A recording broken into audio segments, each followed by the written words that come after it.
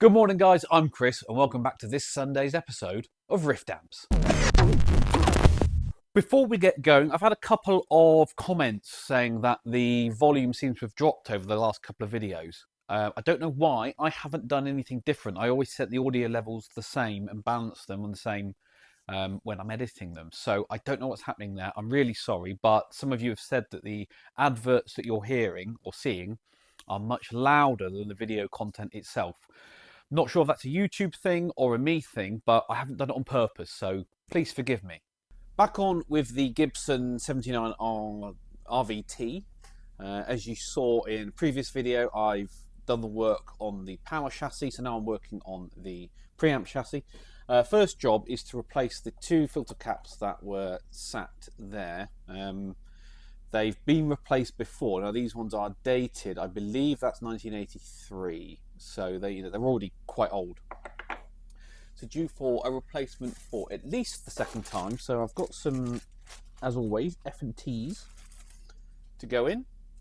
One and let's get another 22. There it is. Those two. So we're going to get those mounted. They mount to this inside this clamp here, and then you've got your common connection there, and you've got your two high voltage positive connections this side.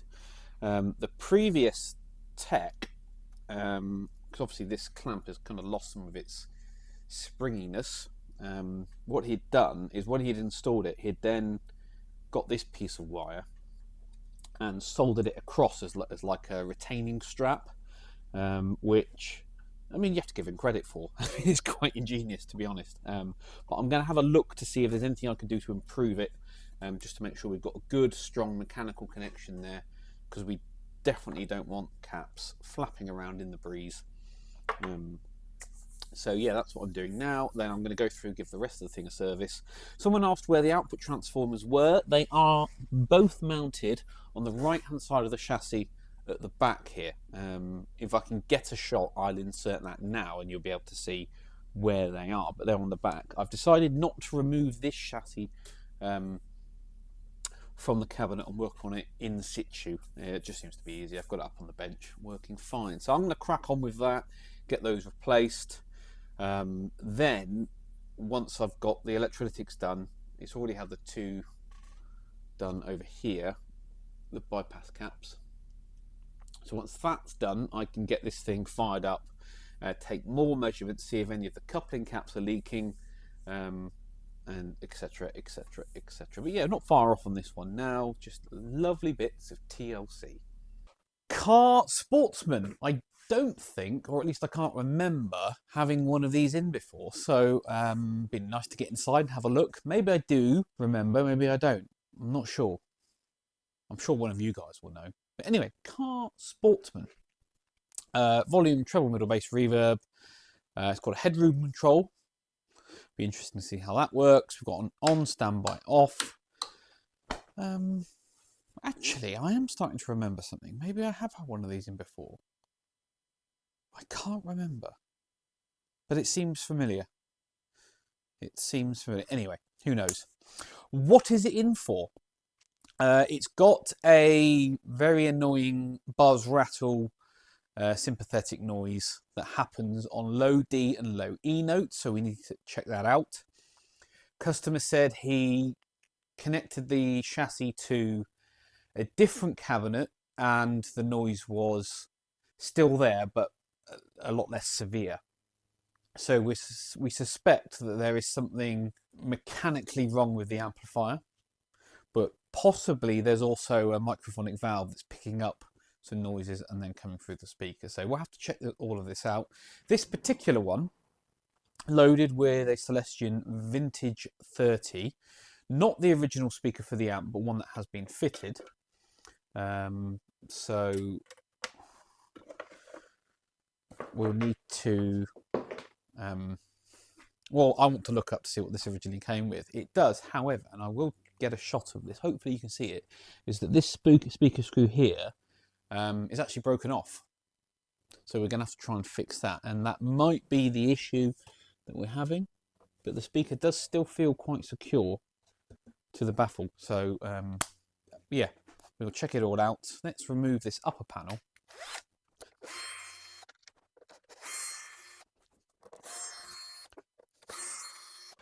Now, quite an interesting design because, as I'll show you when I remove P1, is unlike most combos where the valves, well, most combos with a chassis mounted to the ceiling, when the valves dangle down. Well, on this one, they are pointing backwards. So I wonder if that's because the head version is a different configuration or something along those lines, but very, very interesting. This is a replacement speaker cable. This is the original one. So not entirely sure what's going on there. Reverb connections here. That one's they're both labelled with an X, so we know which ones go where. Chassis number 254. Okay, and what output valves has it got? They look like 6v6s. No, I'm not going to do that now. We'll pull those out shortly. Okay, so chassis mount 1, 2, 3, 4, 5, 6. See, look, yeah, you can only get the chassis out if you bring it down this far, so the speaker has to come out first. What are you catching on? Oh, there's a bit of Tolex there. And finally, come on, chassis out. Right, let's get a closer look at that broken stud then, shall we? There it is.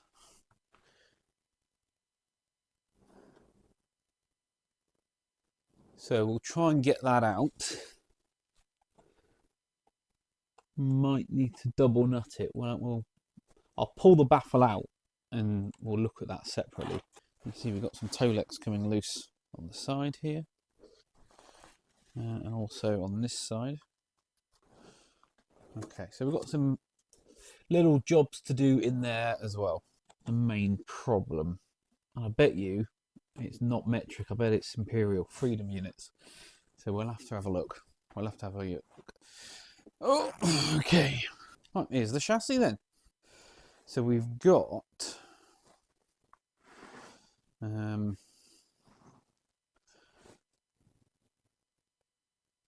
reasonably sized. They are 6v6s, by the way. Yeah, reasonably sized power transformer. It looks to be similar size to like a Princeton Reverb. So we're probably looking at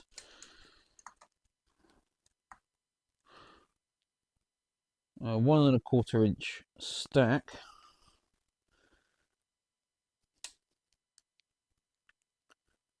By 1 1/4 inches wide by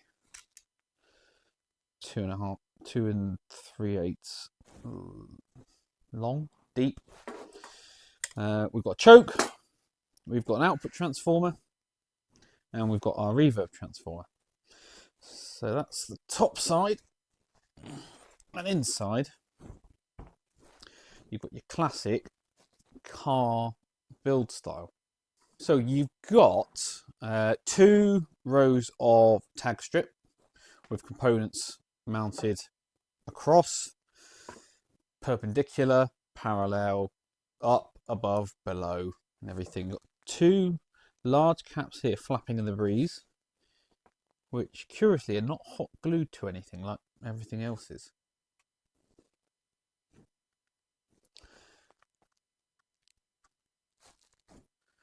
He's got 2 Marshall branded 6v6s with dampening rings on.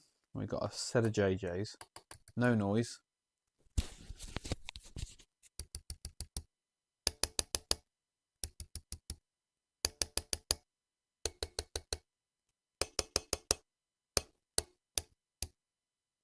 So these 3 mechanically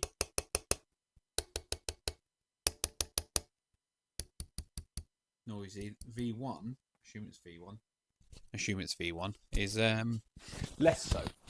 So that's something to consider. Components and hot glue everywhere.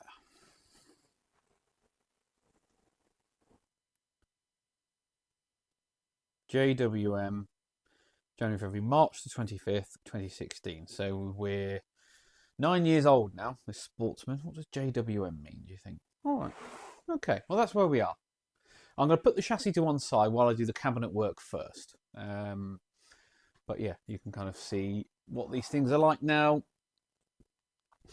A lot of people say, and I've talked about this on the channel before, that these things must be awful to service and really tricky and difficult. Well, yes and no. Compared to something like an old Fender, yeah, they are a bit more tricky. Of course they are. But, you know, any competent tech who's ever worked on old valve or two radios, you know, like if you've ever done an All-American 5 radio, this thing, absolutely no problem whatsoever. So it really isn't that much more difficult to service and work on. It just, you know, your initial impression of it is like, whoa, that's complicated, but really they're not. I mean, I can get to any component I want in here almost immediately. I haven't got to remove any boards. So it is quick to service. Anyway, we'll put this to one side. Just realised that this wire here hot glued to a power resistor, and that glue has failed. Anyway, spin it on the Susan. Woo! This is the original head cab for the Christmas special Bassman 135. It's come back from Michael at Modulus, who's done a wonderful job restoring the cabinet. As you remember, it was in pretty poor condition. So I'd removed all the Tolex, as you remember. He's reinforced and glued all the sides back together. He's made a new baffle, including the vents that are here. We've got the original side vents in place, which have all been done. We've got the correct 6 chrome corners, 2 on the front and 4 on the rear. He's reused the original back panel, but has recovered it, and it looks great. You know, you can see the other vents through there. He's managed to keep. He taped off the space around the original valve chart, tube chart. So that remains in place. It's great. All I need to do now is fit a handle, and then that cabinet can sit waiting for the chassis. Now, my plan for this is to build an amp the Fender never did, which was a 100-watt version of the AA864 black panel Bassman. Obviously, they only did the 50-watter.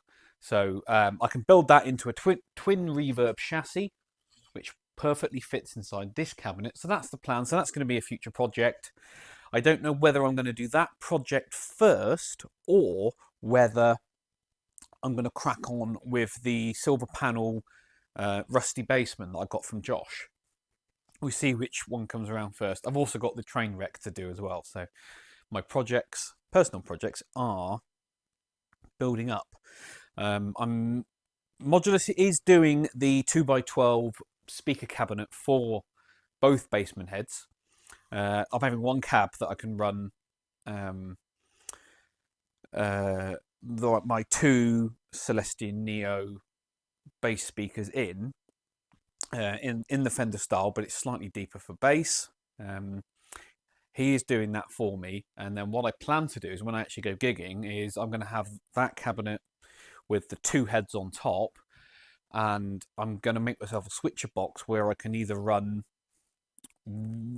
one head into both speakers, the other head into both speakers, so I can switch which head is going into that cabinet. But also, I want to be able to run one head into one speaker and one head into the other simultaneously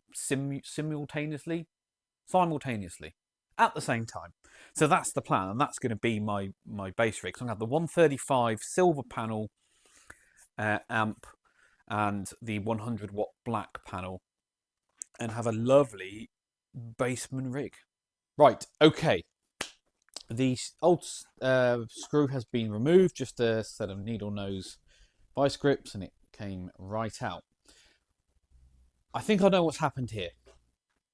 For those that don't know, not all speakers are made the same. And what I mean by that is different manufacturers use a different spacing between their mounting holes, what we call PCD, or pitch circle diameter. Now, there are two main ones across the industry. There is the Celestion PCD, which a lot of manufacturers follow and use.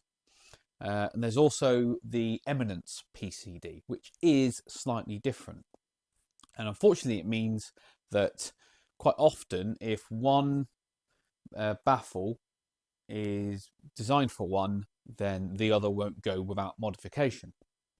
And what's happened with this amp is that this has the Eminence PCD, the distance between the mounts. And over the years, this amp clearly had lots of speaker swaps because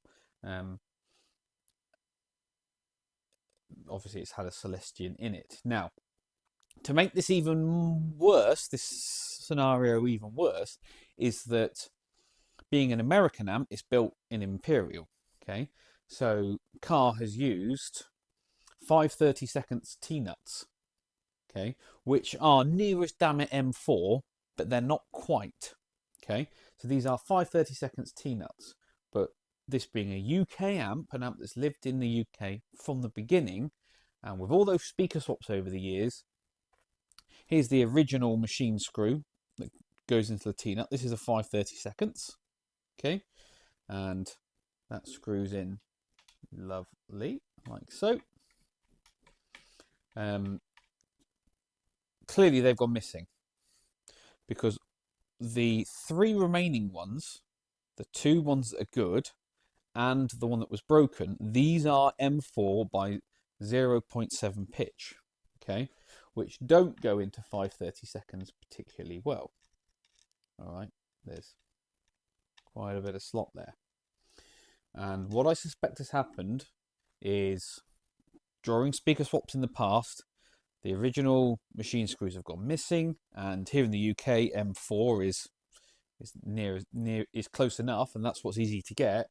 People have just, rammed them in, and it's probably been tight going in, but they made it work. That, combined with the odd PCD where the speaker doesn't quite fit perfectly, means that your things are going in angles, they're tight, they're binding up, and people just force things. And that's probably what's happened here. So we've now got, and so in fact, these two T-nuts are chewed up. These two are okay. I've only got one 5/32 machine screw.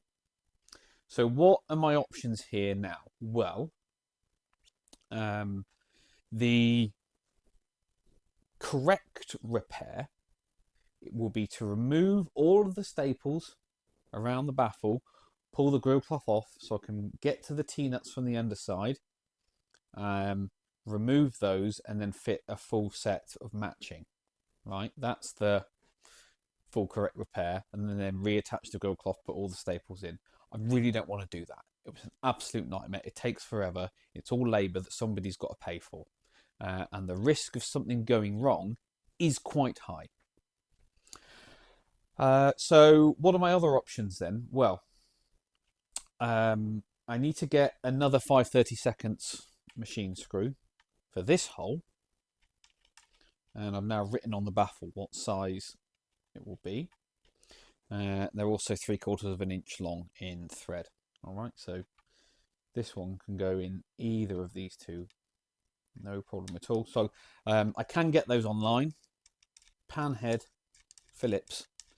So I'll get another one of those for there. But these two, which have been chewed up, what I am going to do is I'm going to tap M4, tap those out to M4, and then use M4 in these. And again, we'll write on them M4. So whoever knows, whoever replaces in the future knows which ones go where. That's going to be the most reasonable repair that's going to cost the least amount of time and money. All right.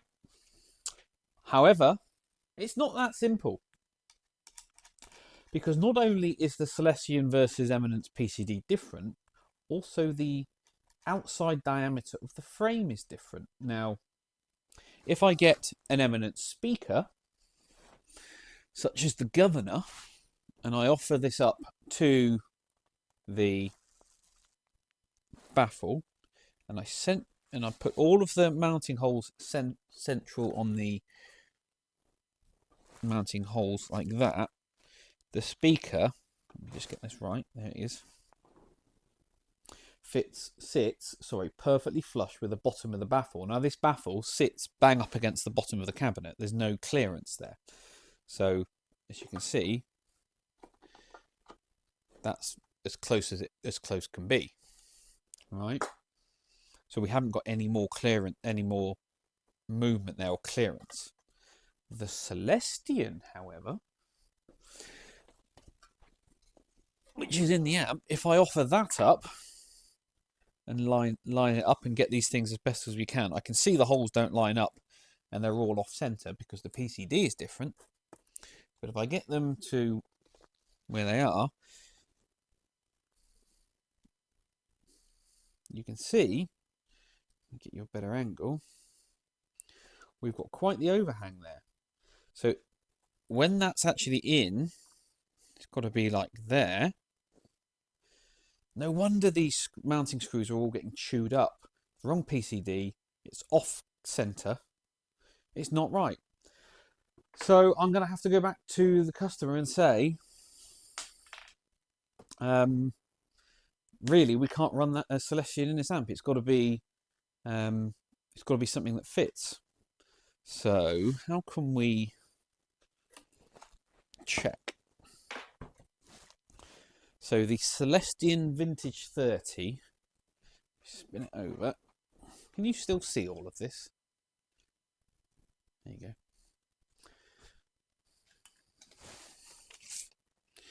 The outside diameter in millimeters is 310.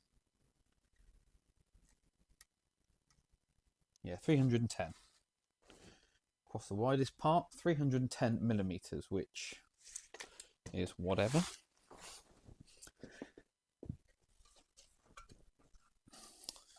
The eminence is 307.5.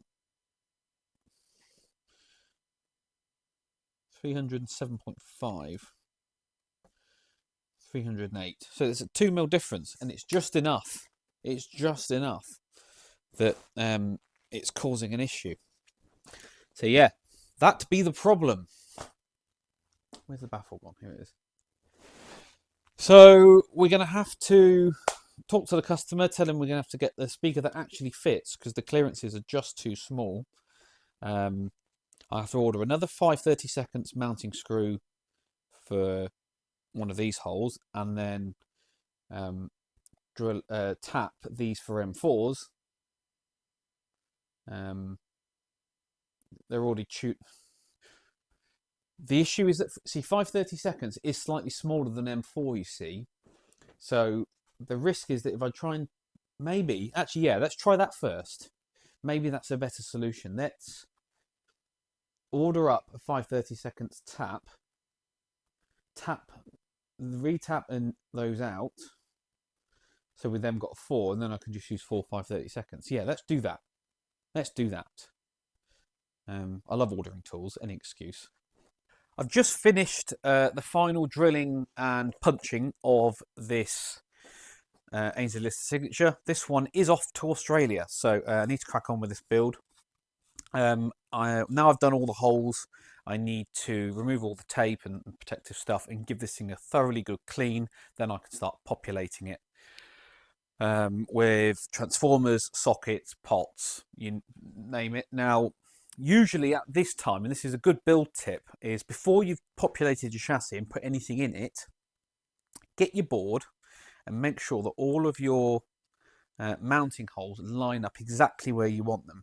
It's easier to do this job now and make any adjustments than it is down the line. So I've got my 2 mounting holes on the board here, there and there, and I've already done them in the chassis, but I'm just going to double check that everything lines up exactly where I want it to be and nothing is wrong, because if I need to fix it, now's the time to do it, right?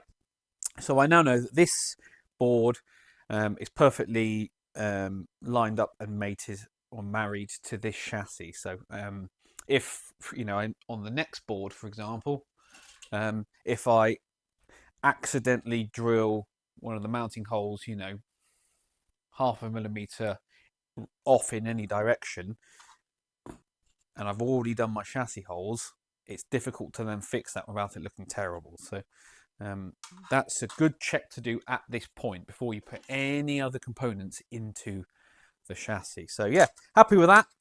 I'm just going to crack on with the build. Right, just had this thing dropped off, a Fender Deluxe Reverb 65 reissue. The owner has owned this amp when she bought it new, roughly 13 years ago, and has been gigging it ever since. It's her absolute favourite amp. It gives her the sound that she wants. Over the years, it's had a couple of revalves and things like that, but it's never had any major work done to it. It's coming because the reverb has stopped working, and she's noticed that when she turns the reverb control up, she gets quite a nasty hum. So we need to get that fixed, and she said because it's never had any major service work, it's probably time that we have a look and see if any of the electrolytics need doing, anything like that. But overall, for a working amp that gets regular use, you know, regular hard touring use, it's in pretty nice condition, just the kind of thing you'd expect. It looks like it last had a safety inspection August 2021, and box of spare valves. She's interestingly had a custom little foot switch made up for it with its own 12-volt supply, so the LEDs work for the trem and the reverb. That's cool, I like that. Got a proper heavy duty guitar cable in the back, hardwired UK plug, etc, etc, all the usual stuff. Did the reissues, I can't remember, come with the Jensens as standard? I think they did. I think they did. Let me know down below. I'm not going to look it up. But let's plug this thing in, have a listen, see if we can just identify that yes, there is an issue going on, that the reverb isn't working. We can do some quick tests to find out whether the issue is on the send or return side of the reverb. So let's just do that. Let's just double check it's got the right fuse in it. 1 amp, lovely. She did say it's had a couple of rectifier valves and output valves changed. Now she did try replacing the reverb driver, and that didn't make a difference. So we'll see. We'll see what it does. I'll get the other microphone so you can hear.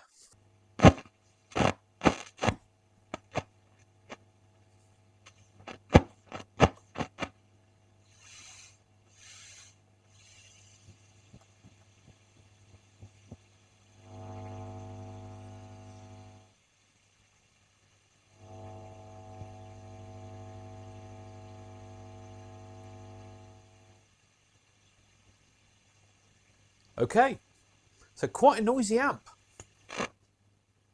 Quite a noisy amp, as these often can be, but most of the pots are noisy, scratchy. So we'll check there's no DC on them, give them a clean as part of its service anyway. Check everything is tight and whatnot. But as we turn that reverb control up, we get quite a nasty hum. Now that is borderline buzz rather than hum. So what we can do is if we turn the reverb control up to 6 maybe, and if I just hit the tank, if I can hear the springs rattling and that noise coming through the speaker, we know that the return side of the reverb circuit is good.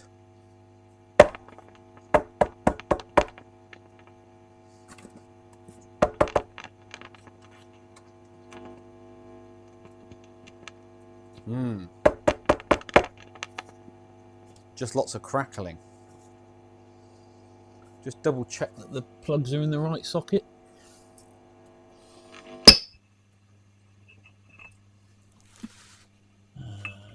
white at the back, red at the front.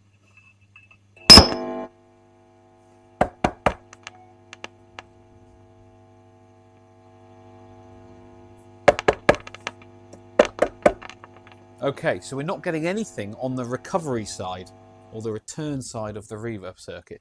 Now, she did say to me she only replaced the drive tube, which is this one here, which I can confirm is on. Is it? ECC 81, yeah. They normally get hotter than that. Let's check the recovery side. So Groove Tubes 12 AX7. It's actually a soft tech. Let's stick another AX7 in. Slightly better pins on this one. Excuse me. So we'll just try replacing V4, which is reverb recovery and another gain stage. And then we'll repeat the test. So reverb up. We've still got the hum, hit the tank. Okay, so the return side is still not working. Still got the hum. Still no reverb. Also, that tank is... Hold on.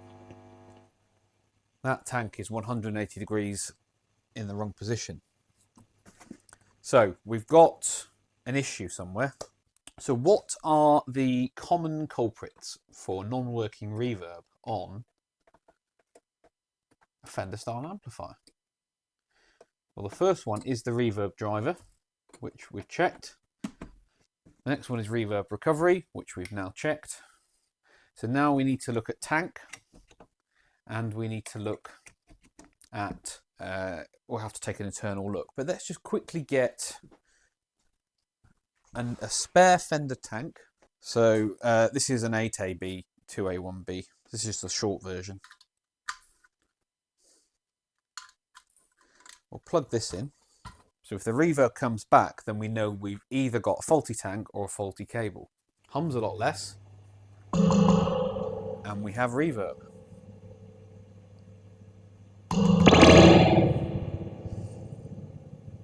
Okay, so how can we then...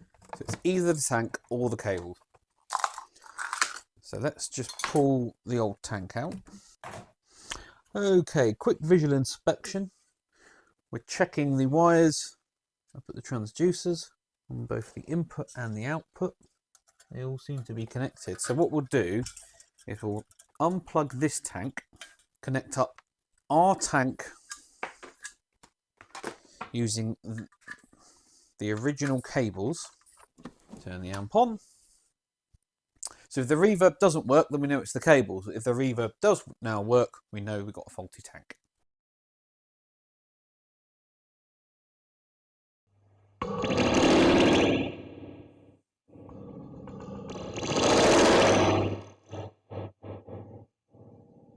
Easy as that, really. Okay, so this tank is faulty, and I can't see an obvious reason. We'll just double check our work.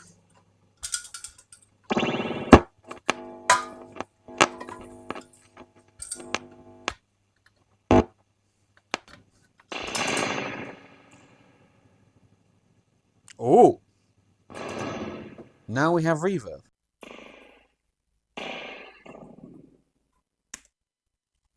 Did you spot it? Did you spot it? I didn't at the time, but I just have in the edit. I like doing it this way. It's quite fun. My corrections, that is. So the reverb tank itself, somebody's put a red piece of sticky tape on, so you know which way around the connections go. But in that clip there, I'd connected them up reversed, and the reverb return started working. Which I didn't spot at the time. So I'm about to go off on a bit of a tangent, which doesn't really make sense, knowing what I know now, but I think it'd be interesting for you guys to watch anyway. So bear that in mind.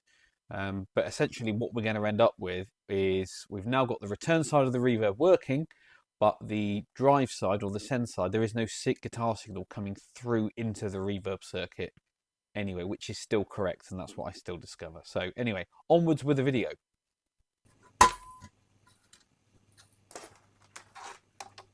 Don't you love it when it fixes itself?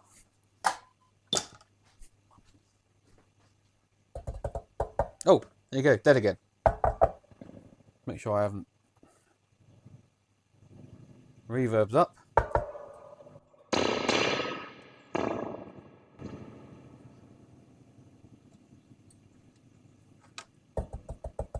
Dead. Really faint.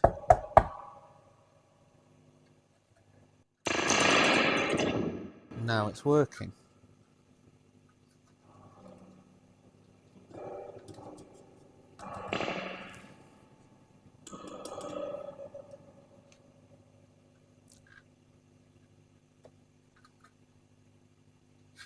I'm not a fan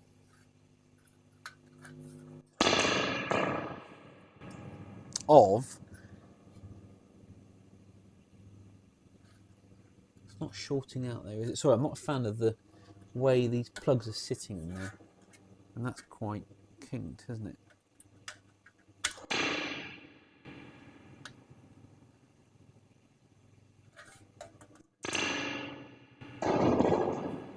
Right, well, apparently we now have reverb.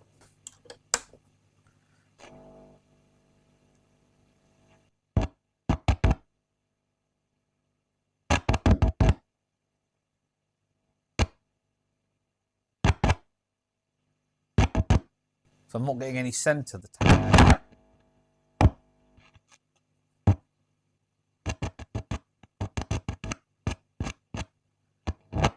This is what we like to call a loose connection problem.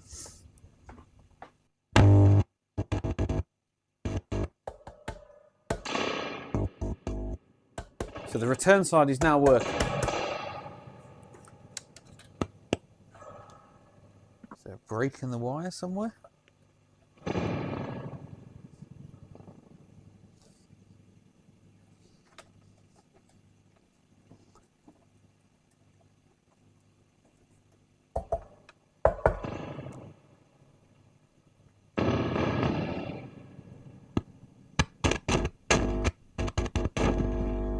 But I'm not getting any centre the reverb. I think we've got two issues here. I think we've got two issues. How can I prove this without removing the chassis? I mean, the chassis is still going to have to come out anyway, because it needs a damn good service, this thing. Treble and bass on 4, volume up. Reverb's currently on 6. There's definitely no signal being sent through the reverb circuit. But we are now getting a return signal. So our issue is on the send side. Absolutely nothing there.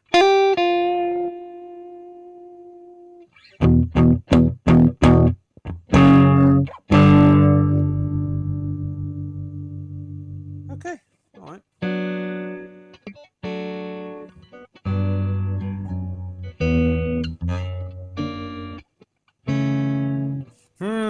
Interesting. Right, so what have we learned? We've learnt the issue is on the send side. We thought the return side was faulty, but by removing the tank and jiggling it around and connecting the tank up correctly, we've managed to get it going again. So, I mean, the tank was mounted, turn you off, was mounted that way, behave, it's a strong magnet, in the cabinet, and you always want the connectors pointing forwards. It needed reorientating anyway. Right, okay, let's pull the chassis and have a look inside. Right, on the bench then. Yeah, I don't see anything burnt. So I'll go through and do all the basic regular checks anyway. But everything on initial inspection, other than the obvious spaghetti wiring, is okay. So nothing looks like it's got very hot.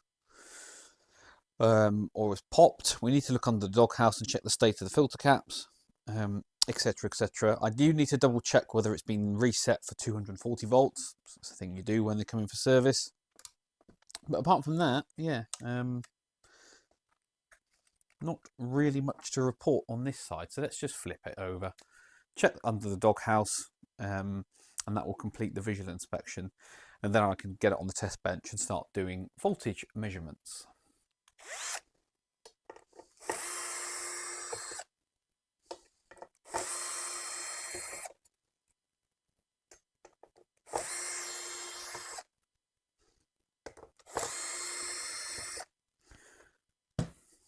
Also, I've been using this Lazy Susan all the time. It's so handy. So it's not lazy at all, is it? We'll just call it moderately helpful Susan. Anyway, let's have a look underneath. I haven't discharged these yet, so if I die on camera, someone please call an ambulance. ICs. None of them have popped. And none of the drop-in resistors look like they're particularly burnt, which I guess is... Well, I don't guess it's a good thing. I know it's a good thing. Let's check the reverb and recovery sockets, shall we? So on the recovery side, you might say that pin 9, 8, 7 and 6 and 5 and 4 and 3 actually might look slightly wide, but they're probably okay. Yeah, then they're fine. And let's check this side, the drive side. No, that socket's fine. No issues there. Okay. Right, so it's going to have to go on the test bench, but that will be in next week's video. So I know what you're thinking, or at least some of you will be, is why was the tank connected up the wrong way but labelled the right way? Well, maybe the connections on the chassis have always been the wrong way round, and therefore the ones on the tank are now the right way round, or were the right way round, but now they're not because I've reconnected the chassis connections up as coloured.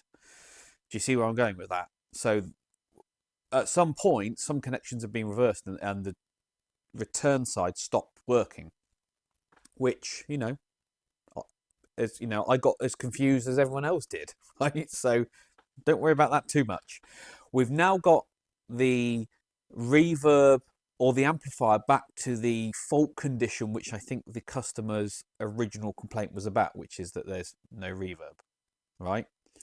I think the recovery side not working is a case of someone just reconnecting up the tank after trying to fix it themselves. And that's where we've ended up getting ourselves confused. So we've now got the return side working, and we just need to fix the send side, which will be in next week's video. The Holy Grail is still playing up. Now, I'd cleaned the switches, cleaned the pots, cleaned the jacks, and the thing was working great. I just went to give it a final play test, and it started playing up again. Now, I found something incredibly interesting, but I don't quite understand it because so I'll show you what's going on anyway.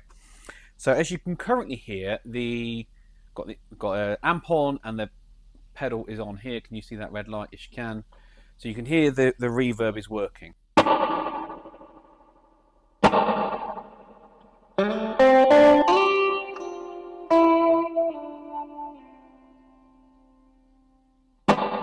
Okay, if we turn the pedal off, reverb disappears. As expected. Turn the pedal back on. Oh, you're joking, now it's working.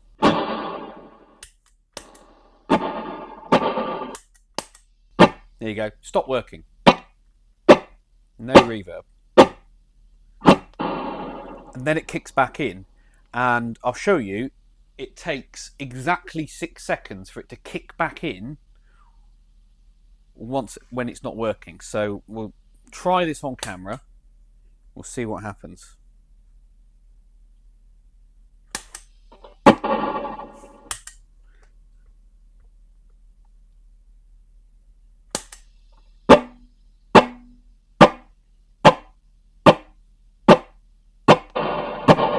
6 seconds, the reverb effect kicks back in. Stop, reset. We'll do it once more.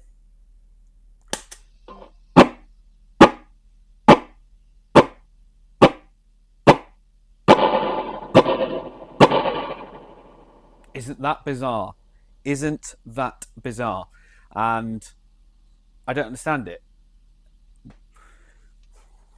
What in that circuit is delaying itself for exactly 6 seconds? It's a lovely reverb. It really is. But I don't quite understand.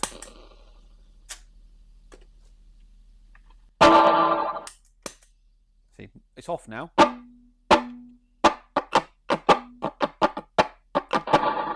And then it kicks back in, and that was another 6 second delay.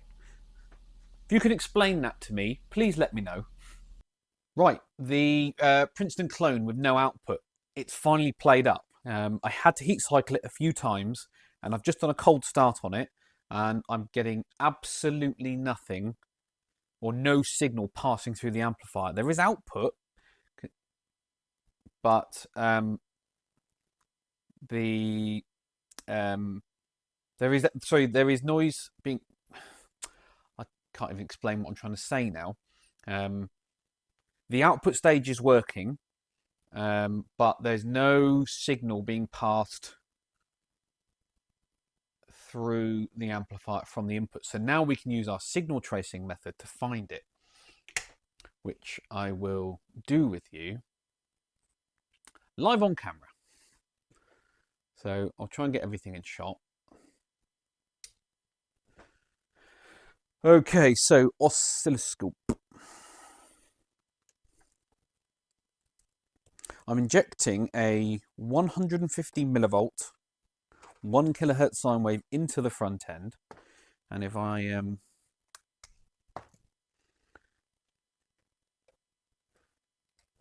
just adjust my scope quickly, you can see it there. All right, so that's going in to the front of the amp. And I'm just measuring at the input jack. You can't quite see on camera there, but I want you to see the scope. That's more important. So from there, we go to V1 pin 2. So the signal is reaching the grid of the first input stage. And now we'll check the output. Should be much higher. Nothing there, look. All right, you see that?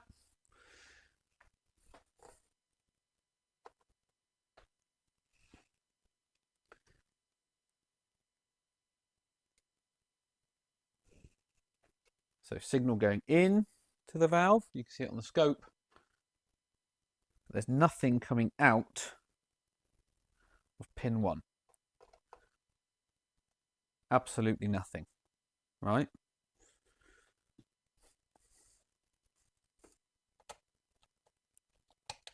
If I check this valve, come on, I can see it is not warming up. So that valve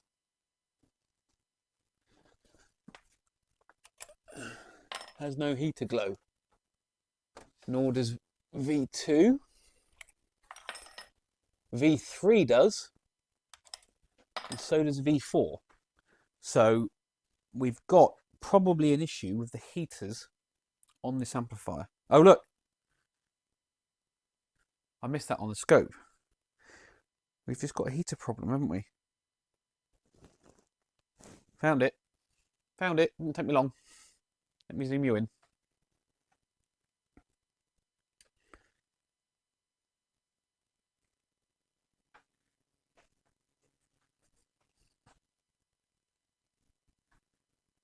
No, wrong valve socket. Let's get you out of the way.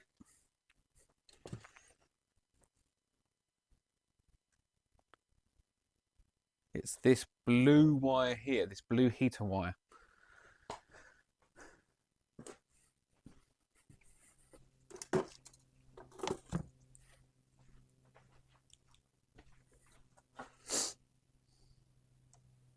There it is, completely unsoldered.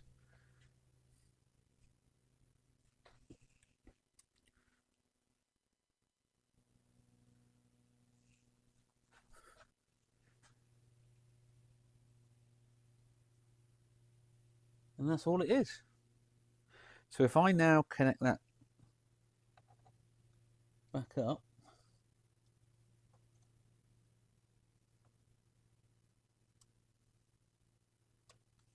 stick my oscilloscope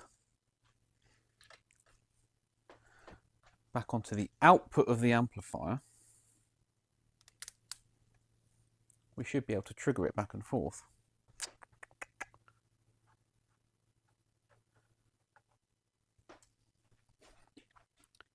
Zoom you out.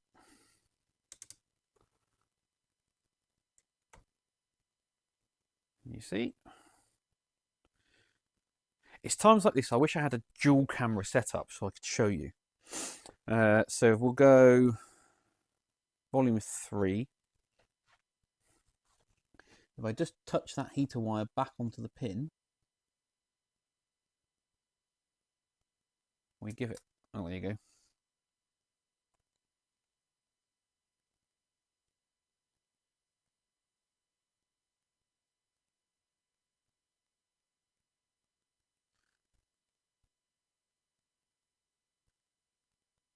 Our signal comes back.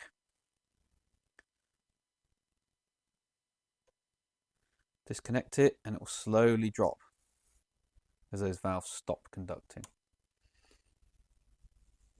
There you go. So that's all it is. I've just got to resolder that heater pin and the amp's good. Right, all done, all sorted. And we can wiggle that. Well, you can't see what I'm doing. Wiggle that and it's all good. The amp is back to where it should be. So we'll just give it one final soak test, stick it in the cabinet, and it's all done. And I have also, before I forget, fitted a proper right-angled jack plug to the speaker and soldered it in place rather than using those awful spade connections. So that will be one less point of failure. Well, that's it then, guys. Thank you very much for watching once again. As always, please give this video a thumbs up with your comments and questions down below. Subscribe and hit the notification bell if you haven't already. If you're feeling super generous like these guys were, please think about joining the channel, and I will catch you all at the next one.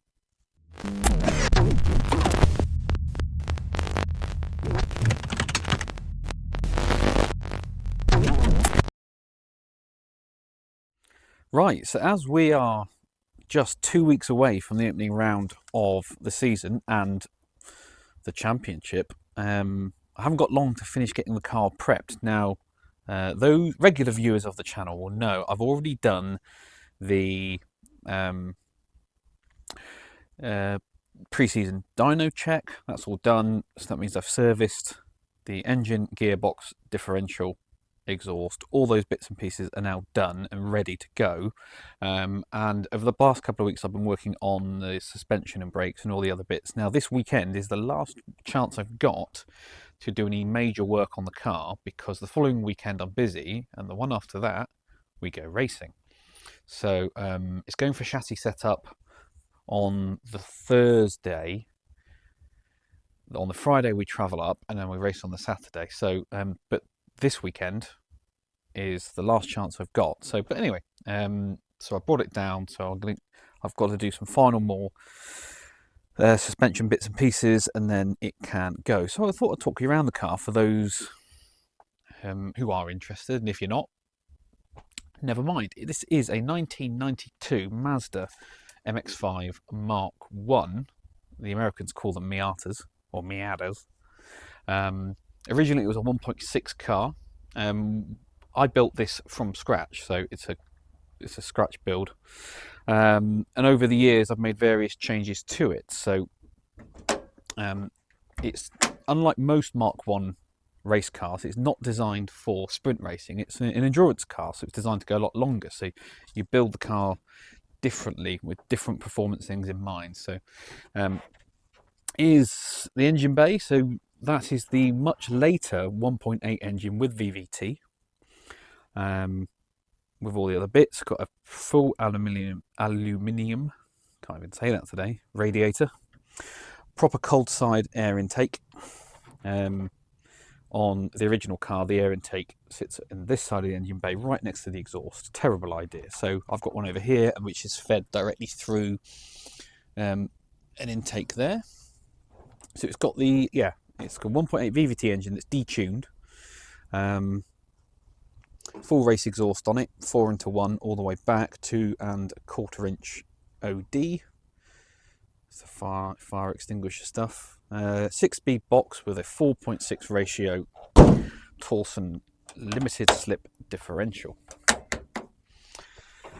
I normally run the Yokohama AO52 tyres. These are an old set. I've got a brand new set for this year, but these are just on here for shooting around. 15-inch diameter, 8 inches wide the wheels, with a ET20 offset. And here's inside, and like most race cars, they're pretty barren. So fire extinguisher down there, that's the ECU, and it gives me access to all the pins and stuff if I need to make changes. It's a standalone ECU in a original Mazda case. So but that's there, and then I've got a USB socket there which I can plug the computer into if I need to connect things up. That's part of the transponder system there. That's the part that sits in the in the cockpit, and so I can see the lights are flashing up. I know it's working, and you might be able to see. Probably can't. No, you can't. Oh, I don't know. We'll try. No. Hidden behind that brake duct is the actual transponder, so it's just mounted far forward. Oh, there you go. You can just about see it up there. There it is. About as far forward as I can actually mount it. But there you go. Brakes. It's got the 1.8 brakes on it. I run Hawk pads, M-Tech discs with cooling ducts. So we're going back through here. That's my fire extinguisher pull for the Marshalls, and that's the electrical cut-off for the car, and there's the driver ones there as well. I've got my start switch and my ignition cut and all that stuff. Wires everywhere, fire extinguisher. That's my seat, 6-point harness, removable steering wheel. I've got a parked electronic dash, which I'll show you shortly. Camera rig, radio kit at the back as well. Come around the back, bit of crash damage there. We're fitting a new rear bumper this weekend, so this is all coming off anyway. Can I get round to show you? Yeah, I'm going to have to climb on. I've parked it a bit close. Let's clamber up. Here we go. So obviously it's a right-hand drive car, being in the UK. That's the steering wheel, and it's on a quick release Boss, which I can get to. I'll show you. So it just comes off like that. It's my radio talk button. If I just put that down there. So standard Mark 1 clocks. Got a quick reminder for my pit lane speed limiter in case my speedo dies. So pit lane speed is 60 kilometers an hour, about 37 miles an hour, which third gear is 4,000 RPM. So if this dial dies, I know exactly where that is. But now this gauge here originally was an analog oil pressure gauge, but they weren't very good. So I fitted this digital gauge, which reach in, turn on everything. Hopefully you can see. Oh, it's flickering. But I got RPM, battery, coolant temp, intake air temp, oil pressure in PSI, and oil temperature in Celsius. So all the vital information that I need directly in driver's eye line. And the RPM, it's white at the moment, but when I hit the red line, it goes red. And there's a little LED there that changes green, orange, red as I get close to the red limiter. So that's that. Does that make sense? Hope it does. So let's climb out of this then. Yeah, that's the pretty much a quick walk around of the race car.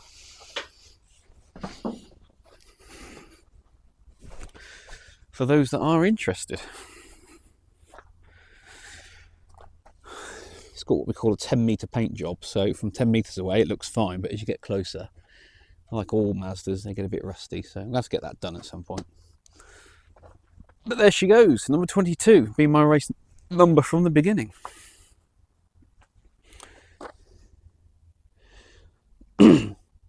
Hopefully it delivers me a championship.